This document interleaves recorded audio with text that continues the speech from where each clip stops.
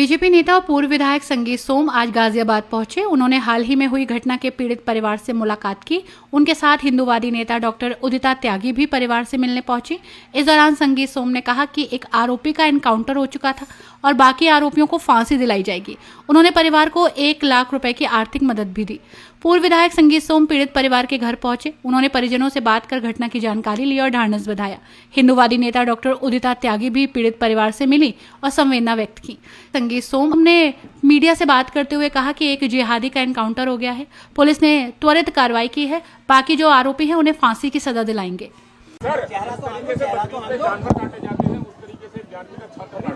देखिए, ये एक इस मानसिकता के लोग जो जिहादी मानसिकता के लोग हैं, ये जिहादी मानसिकता के लोगों का काम है।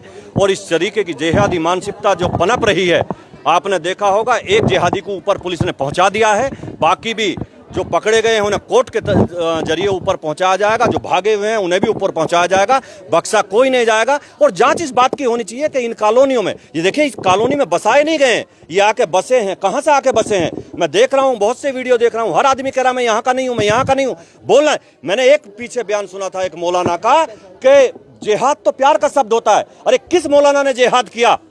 अगर जिहाद किया था, एक 17 साल का बच्चा मरा था। ये मौलाना सड़कों पे आते और जिहाद पे उतरते और कहते कि उन्हें फांसी की सजा देनी चाहिए, उन्हें मार दिया जाना चाहिए। लेकिन एक मौलाना के मुंह में दही जम गई सबके में, कोई आकर नहीं बोला। के घर पर नोटिस भी चस्पा किया। आप निश्चित रहिए, बुलडोजर से नीचे गिराया जाएगा।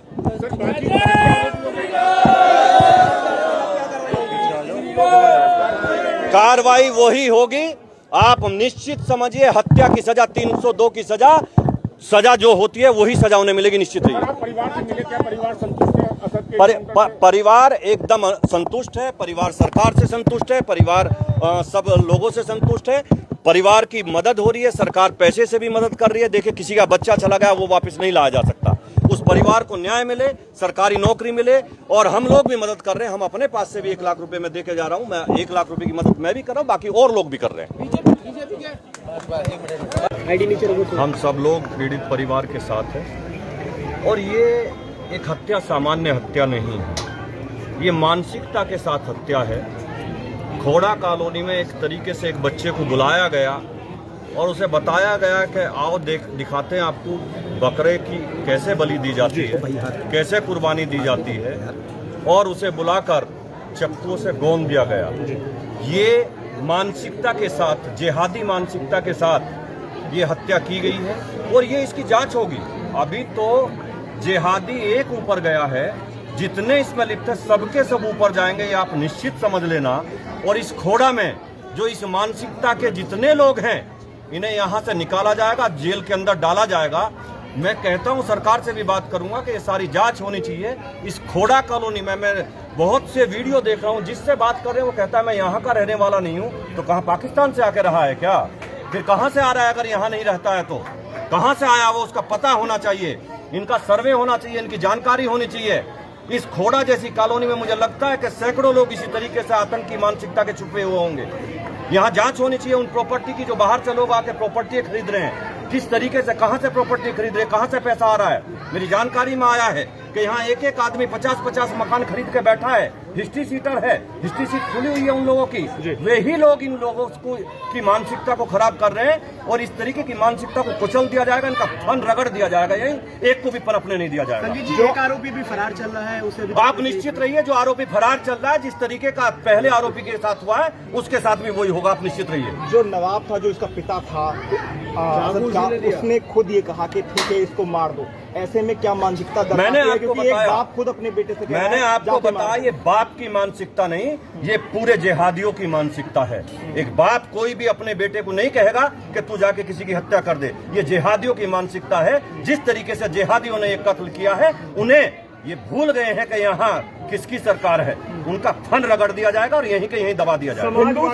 हिंदू जो लोग हैं वो यहाँ पर अल्पसंख्यक में है, और जबकि मुस्लिम बहुआयात में है। उनका ये कहना है हिंदू लोगों को कि अब डर का ऐसा माहौल है कि वो पलायन करने के लिए सोच रहे हैं कि यहाँ से चले जाएं, वरना बाद में जब पुलिस फोर्स यहाँ से हट जाएगी तो अपने आप को सुरक्षित महसूस करेंगे। आप निश्चित समझिए, पुलिस फोर्स हट जाएगी, संगीत सोम यहाँ से नहीं हटेगा। संगीत सोम भी यहीं खड़ा है, हम यहीं खड़े हैं और देखे हमने ऐसे पलायन कराने वाले पलायन कराने वाले यहाँ से पलायन करेंगे, ये हमारी जिम्मेदारी, आप निश्चित रहिए। विधायक जी, एक बड़ा सवाल ये है कि विपक्ष जो है इस पूरे एनकाउंटर पे फिर सवालिया निशान खड़ा करा है। देखिए, विपक्ष की मानसिकता खराब है। वो जिहादियों के साथ वो तो मिलकर इन कामों को कराते ही हैं। अगर वो खुल के इस पे पीड़ित व्यक्ति के साथ खड़े होते तो किसी की हिम्मत है कि बोल जाएगा, लेकिन वो मानसिकता उनकी खराब है। वे लोग इसी तरीके का जिहाद कराते हैं। इनकी जांच होनी चाहिए, कहां से फंडिंग आ रही है, कहां से पैसा आ रहा है, कहां से ये मर्डर जैसे केस हो रहे हैं। एक ठेली लगाने वाला जिसकी 200 रुपए की इनकम नहीं है, कहां से 1 लाख रुपए का मोबाइल रखता है, कहां से 5,000 रुपए की जींस पहनता है। ये जिहादी है और इन्हें बाहर से फंडिंग हो रही है, विदेश से फंडिंग हो रही है। बिल्कुल। आज आप यहाँ आई हैं सूर्य के घर पे, क्या परिवार से बात हुई है और आपसे क्या बात है? देखिए, मुझे ऐसा लगता है कि सूर्या ना तो पहला बच्चा था जो जिहादियों की भेंट चढ़ गया, ना आखिरी है। और जब से तरुण गया है उसके बाद मुझे लगता है 10वां 12वां बालक है जिसे मैं रोने आई हूँ। और मतलब इससे बुरा कुछ एक माँ के लिए हो नहीं सकता कि उसका जवान बेटा इस तरह से मार दिया जाए। देखिए, मौत जो है नैसर्गिक है, लेकिन यदि कोई मार दे तब उसका ना तो आपको कभी सब्र आएगा और ना ही आपका मन शांत होगा। क्यों? क्योंकि आपके बच्चे तो आपसे छीन लिया। बात सुनिए पहले पूरी। इस सूर्या जैसे जितने बच्चे जिहादियों की भेंट चढ़ रहे हैं उसके लिए मुस्लिम मौलाना पूरी तरह से जिम्मेदार हैं। छोटे छोटे नाबालिग बच्चों को जो है भड़का रहे हैं इस बात के लिए कि भाई जो है इनके हिंदुओं के बालकों को काटो। दूसरे हमारे धर्मगुरु जिम्मेदार हैं। भाई क्यों नहीं बोल रहे? जब रोज हमारा बच्चा काटा मारा जा रहा है तो हिंदू धर्मगुरु क्या कर रहे हैं? किसी की आवाज क्यों नहीं आ रही है? मतलब अगर हमारे हिंदू धर्मगुरु नहीं बोलेंगे अपने बालकों के लिए तो भाई फिर ये तो मौलाना ऐसे ही कटवाते रहेंगे तुम्हारे बालकों को। और तीसरे तुम्हारे नेता जो सबके साथ के सबके विकास के नाम पे हमारे बालकों को परोस दिया, भाईचारे के नाम पे इन्हें भाई भाई कहते कहते हमारे बालक इनका चारा बन गए। सारे हमारे बालक सारे मारे जा रहे हैं। कितनी दिन रोएंगे आके रोज अपने बालकों के लिए? और एक एनकाउंटर से क्या ये मामला सुलझ जाएगा? आपको लगता है कि इस एनकाउंटर के बाद ये घटनाएं खत्म हो जाएंगी? बिल्कुल भी नहीं होंगी। ये मानसिकता है और मानसिकता बदलने के लिए अब हिंदुओं को भी अपनी मानसिकता बदलनी पड़ेगी। किस तरीके से?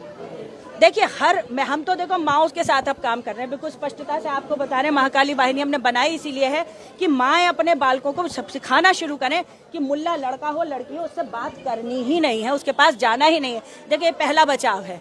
और अगर कोई फंस गया या इस तरह की स्थिति हो गई है तो इनका बहिष्कार करो। आज की तारीख में यहाँ से हिंदू पलायन करने की स्थिति में है और यहाँ से एक एक करके चले जाएंगे। अपने घर के बराबर वाला घर किसी भी कीमत पे मुल्लों को दो मत, चाहे कुछ भी हो जाए, चाहे मरना पड़े चाहे मारना पड़े, जहाँ जरूरत पड़े हमें बुलाओ भैया। और काय के लिए माए इसलिए है कि 9-9 महीने पेट में बच्चे को रख के फिर जो है उसकी चिता सजाती रहे। और इनके तो सुअरों की तरह 12-12 बच्चे पैदा कर रखे हैं इन्होंने। इनका क्या? इनका तो कुछ भी नहीं। तो भाई देखो, उठ जाओ अब। और अब इसमें कुछ और आदमी नहीं कर पाएंगे, औरतों को निकल के अपने बालक खुद बचाने पड़ेंगे। संगीत सोम ने परिवार को 1 लाख रुपए की आर्थिक सहायता का चेक सौंपा है। उन्होंने कहा कि इस दुख की घड़ी में सरकार और संगठन पूरी तरह से परिवार के साथ है। पीड़ित परिवार को न्याय दिलाने के लिए हर संभव कानूनी मदद दी जाएगी। पूर्व विधायक ने कहा कि योगी सरकार में अपराधियों के लिए कोई जगह नहीं है। सरकार जीरो टॉलरेंस की नीति पर काम कर रही है। उन्होंने जिला प्रशासन और पुलिस के अधिकारियों से भी बात की। संगीत सोम ने मांग की है कि मामले की जांच फास्ट ट्रैक कोर्ट में कराकर आरोपियों को जल्द से जल्द सजा दिलाई जाए। पीड़ित परिवार ने संगीत सोम और डॉक्टर उदिता त्यागी का आभार जताया। परिजनों ने कहा कि उन्हें सरकार और प्रशासन पर पूरा भरोसा है। गौरतलब है कि इस मामले में पुलिस ने मुख्य आरोपी को मुठभेड़ के बाद गिरफ्तार किया था। मुठभेड़ में आरोपी के पैर में गोली लगी थी। अन्य आरोपियों की तलाश जारी है। पुलिस का कहना है कि सभी वैज्ञानिक साक्ष्य जुटाए जा रहे हैं। संगीत सोम ने कहा कि वे लगातार परिवार के संपर्क में रहेंगे और न्याय मिलने तक उनके साथ खड़े रहेंगे। अपनी राय कमेंट में जरूर बताइए और ऐसी ही बड़ी खबरों के लिए रॉयल बुलेटिन को लाइक, शेयर और सब्सक्राइब करना न भूलें।